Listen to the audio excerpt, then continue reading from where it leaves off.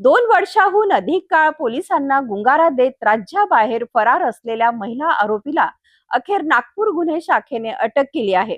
गुप्त माहितीच्या आधारे लावलेल्या सापळ्यात ही कारवाई करण्यात आली. नागपूर गुन्हे शाखेला फरार आरोपीच्या शोध मोहिमेत मोठे यश मिळाले आहे. 2022 मध्ये कलमना पोलीस ठाण्यात दाखल झालेल्या एका गंभीर गुन्ह्यातील महिला आरोपी अनेक दिवसापासून फरार होती. तपास दरम्यान या गुन्ह्यातील इतर आरोपींना न्यायालयाने दोषमुक्त केले होते, तर मुलाचे वडील आणि संबंधित महिला आरोपीला दोषी ठरवण्यात आले होते.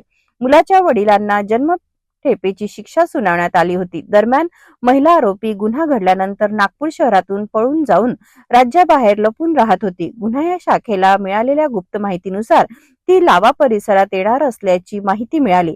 यानंतर पोलिसांनी परिसरात सापळा रचून संबंधित महिला आरोपीला शिताफीने ताब्यात घेतले. तिच्यावर पुढील कायदेशीर कारवाई सुरू असून संबंधित पोलीस ठाण्याच्या ताब्यात देण्याची प्रक्रिया करण्यात आली आहे. ही कारवाई पोलीस आयुक्त विश्वास नागरे पाटील, सह पोलीस आयुक्त रवींद्र सिंघल, अपर पोलीस आयुक्त नवीनचंद्र रेड्डी, पोलीस उपायुक्त निकेतन कदम आणि गुन्हे शाखेच्या वरिष्ठ अधिकाऱ्यांच्या मार्गदर्शनाखाली युनिट क्रमांक 3 च्या पथकाने यशस्वीरित्या पार पाडली. फरार आरोपींच्या शोधासाठी नागपूर पोलिसांची विशेष मोहीम सुरू असून अशा आरोपींवर सातत्याने कारवाई केली जात असल्याचे पुन्हा एकदा स्पष्ट झाले आहे.